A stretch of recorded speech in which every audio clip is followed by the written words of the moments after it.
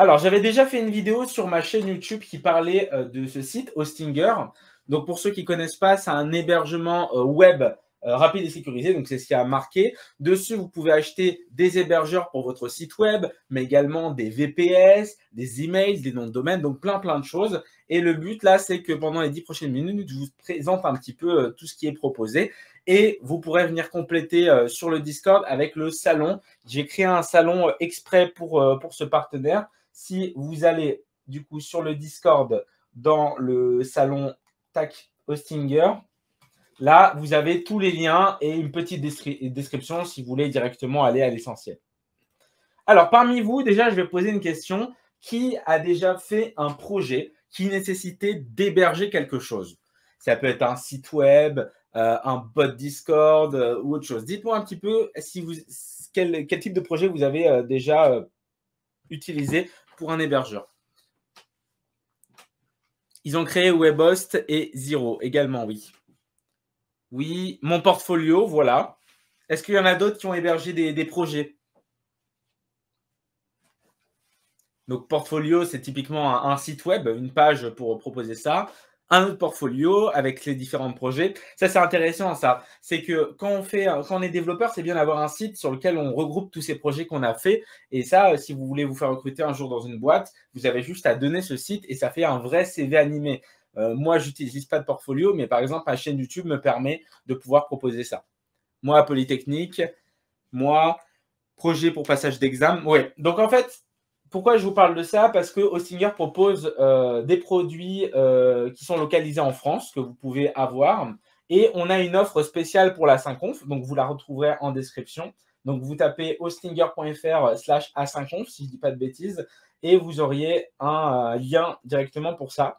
Alors, qu'est-ce qu'on a dans le plan actuel? Donc, pour 3 € par mois, okay, c'est l'hébergement premium, vous allez avoir la possibilité d'héberger jusqu'à 100 sites web. Bon, un site web, ça suffit amplement, vous avez deviné. Vous allez avoir un email gratuit, un nom de domaine, un SSL, vous savez, c'est pour avoir le petit cadenas. Donc, à quoi ça sert? Imaginons, par exemple, j'ai envie d'héberger le site de la Saint-Conf. Et ben, je vais pouvoir utiliser cet hébergeur qui me coûte 3 € par mois pour avoir déjà tout ça. Vous savez, déjà, un nom de domaine, juste quand on prend le nom de domaine, ça coûte déjà une dizaine d'euros par an.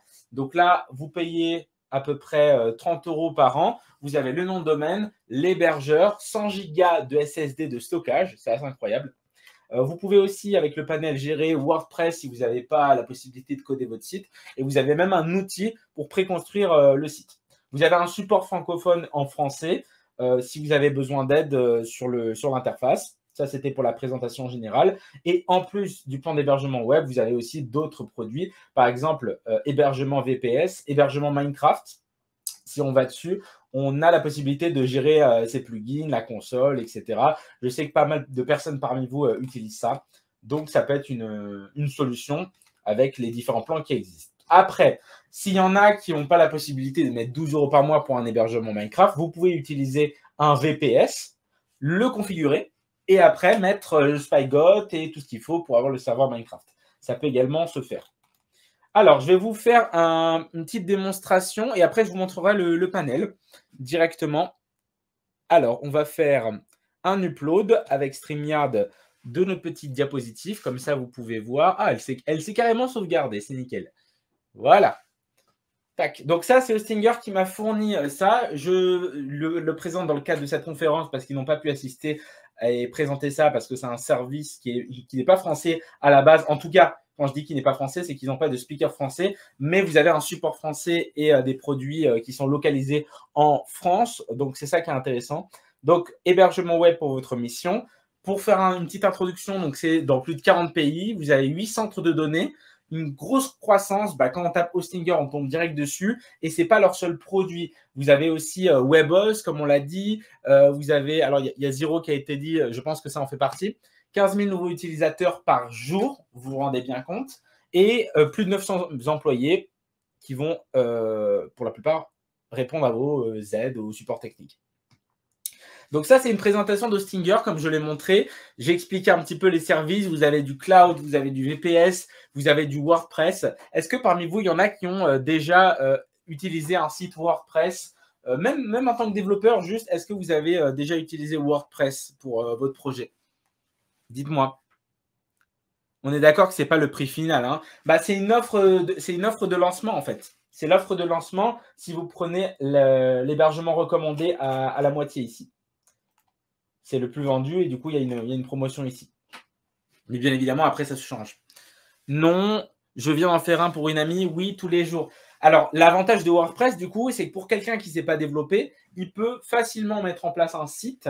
Et en plus, on va le voir juste après, avec Hostinger, vous avez un panel sur lequel vous pouvez commencer à construire le site, même si vous n'avez jamais développé.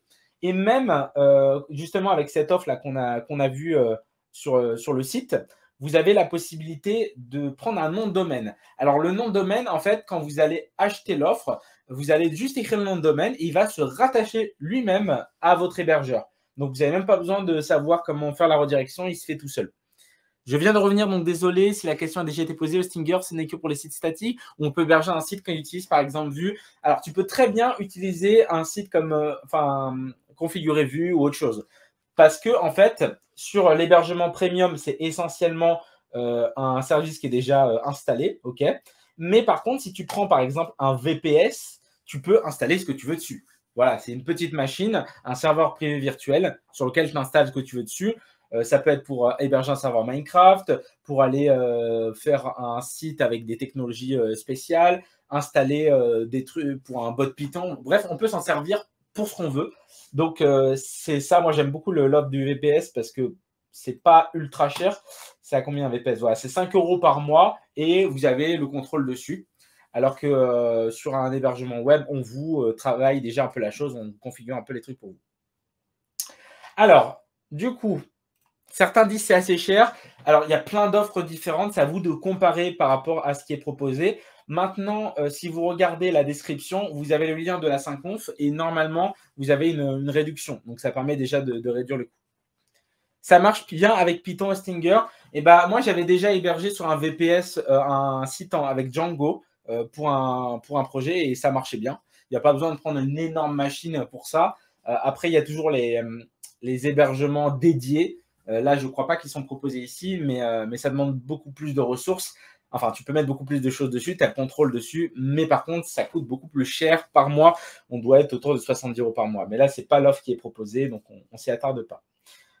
Donc, je reviens sur la petite présentation.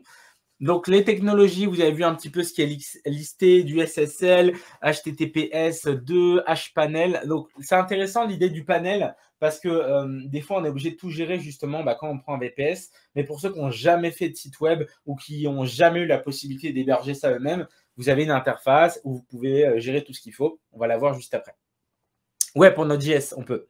Pas trop dur la mise en place de la configuration pour le VPS? Non, je vais vous montrer juste après, les gens. Alors, on passe rapidement. Là, on parle de la croissance. Ça, c'est plutôt des éléments marketing que je vous passe en revue. Maintenant, c'est pour vous montrer que c'est un hébergement qui est en constante évolution, mais pas seulement. Il vous permet aussi d'être bien localisé parce que du coup, vous avez les serveurs à proximité de chez vous et donc ça permet d'accéder rapidement au site. Alors qu'il y a des hébergements où tu es obligé de ping un serveur ou à l'autre bout du monde, c'est pas évident. Conquête sur la première place, les partenaires. Donc, vous voyez, il y a plusieurs partenaires qui ont fait déjà des vidéos sur Hostinger. J'en fais partie, mais là, vous avez quelques vidéos. Donc, dans la rediffusion, je vous mettrai les liens de ces vidéos pour ceux que ça intéresse. Alors, on continue. Tac. Donc, ça, c'était le petit document qu'ils m'ont donné. On va quand même montrer quelque chose de techniquement intéressant. Voilà. Donc, ce que je vais faire, c'est simplement, je vais me connecter au site en tant qu'utilisateur et je vais arriver sur cette interface. Donc, ça, c'est moi qui est sur mon panel.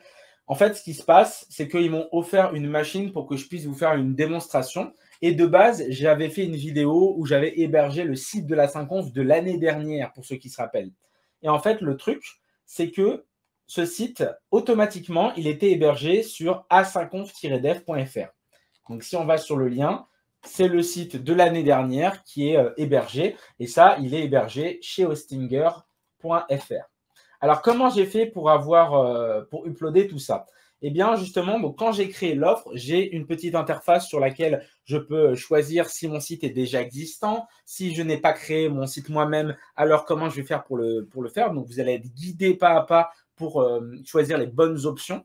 Et si vous avez vous-même développé, et ben là, vous aurez la possibilité d'utiliser le panel. Donc là, j'ai mon hébergement, mon nom de domaine et un email. Donc, à tout moment, si par exemple, je veux me faire quelque chose comme un email de contact, et ben, je peux très bien utiliser soit l'option gratuite jusqu'à 1 giga, soit prendre en plus 1 euro par mois un petit 10 gigas d'espace. Ça peut être pratique si vous avez un site qui nécessite des sous-domaines en adresse mail contact@a50dev.fr, support@a50dev.fr. Ça vous évite d'acheter ça sur un site à part et de faire la redirection. Alors, on va se concentrer sur l'hébergement qui est ici. Comme ça, vous allez voir un peu le panel. Donc, sur mon tableau de bord, j'ai plein de choses. J'ai le nom de domaine qui est relié. Si votre nom de domaine n'est pas relié, le site vous accompagne pour faire la redirection. Ensuite, je vais avoir à ma gauche tout ce qu'il nous faut. Par exemple, donc là, c'est le tableau de bord. Je vais avoir ici les services, les comptes, les emails, le domaine. Donc, c'est là où vous allez pouvoir faire, par exemple, la création d'un sous-domaine. Imaginons, par exemple, vous avez une API qui est hébergée sur votre site. Bah, vous mettez api.votresite.fr. Vous pouvez aussi gérer un nouveau site web et faire cette redirection.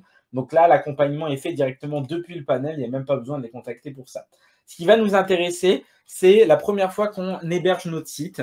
On va aller dans Fichiers et on a carrément un gestionnaire de fichiers bêta. Alors, qu'est-ce que c'est? Je ne sais pas si parmi vous, il y en a qui connaissent FileZilla. Est-ce que vous connaissez FileZilla dans le chat? Dites-moi oui ou non. Est-ce qu'il y en a qui connaissent ce logiciel, cet outil?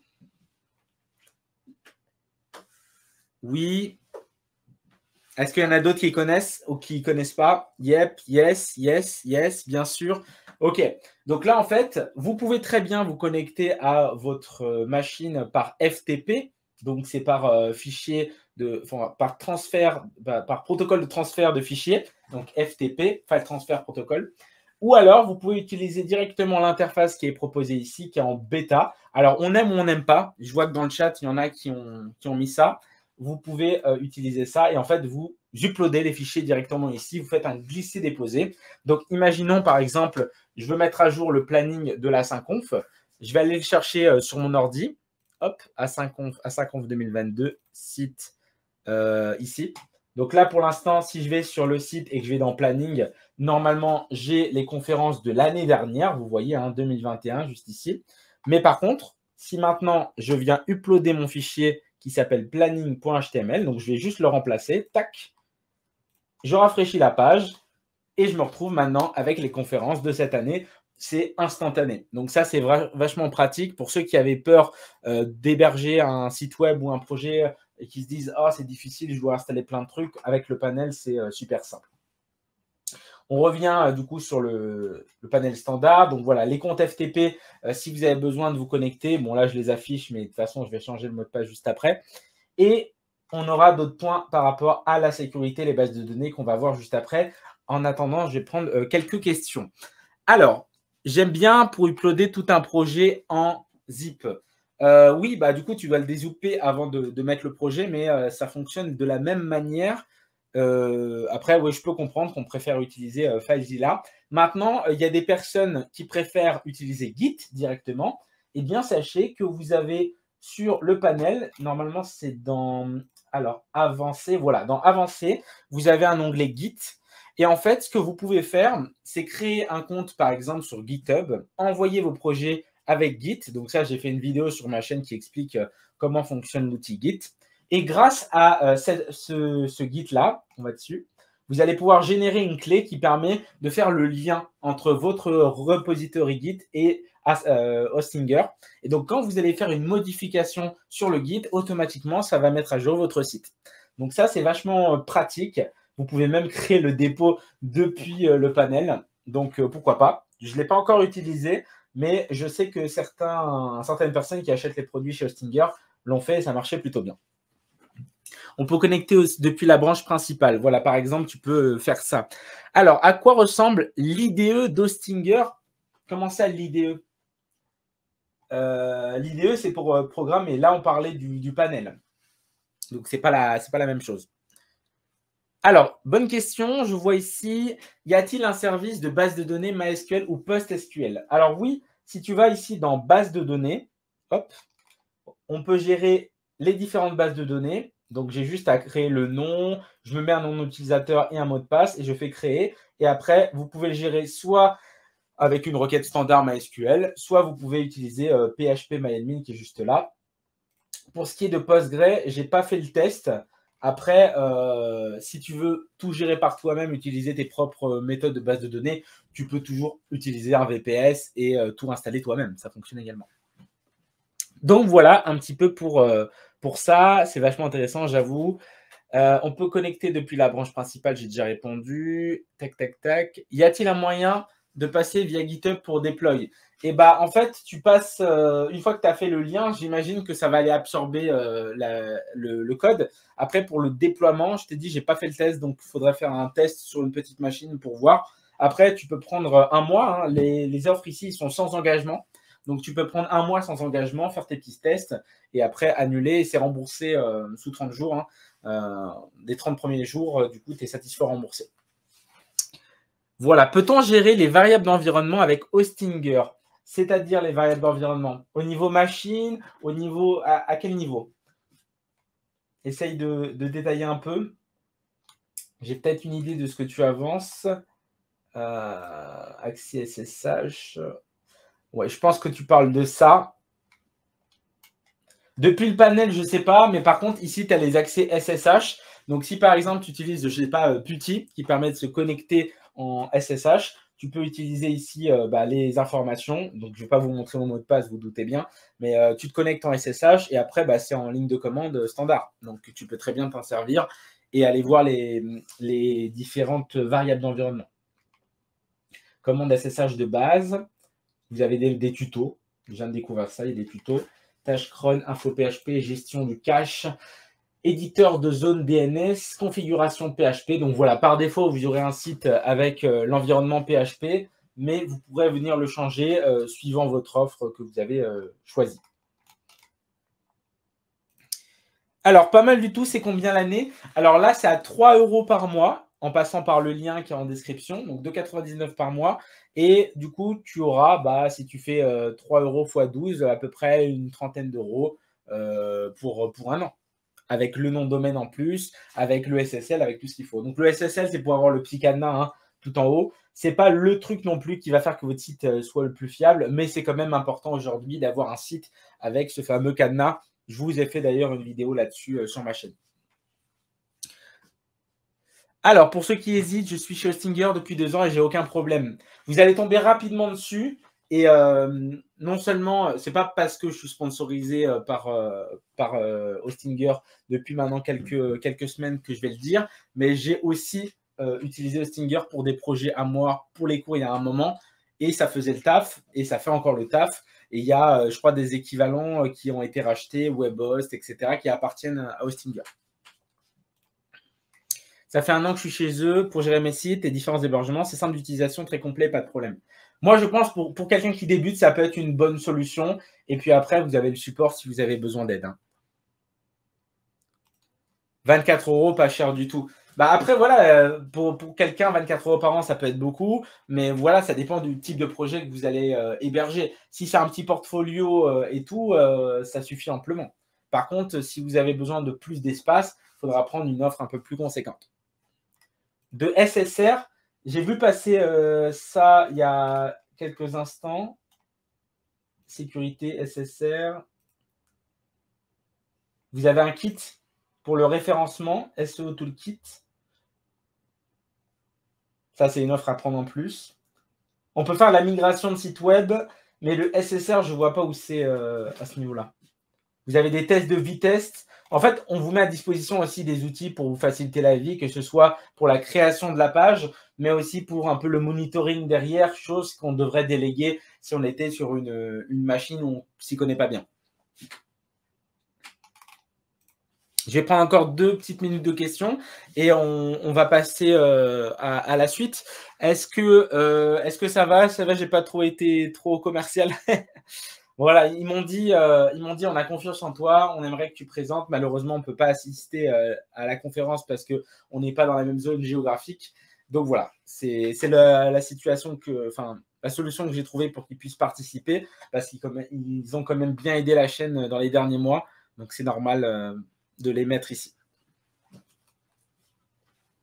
Donc voilà, pour ceux que ça intéresse, vous allez sur le site, c'est hostinger.fr et dans la description, je vais vous le mettre comme ça, vous l'avez. Vous avez le petit code A5conf pour ceux qui veulent rejoindre.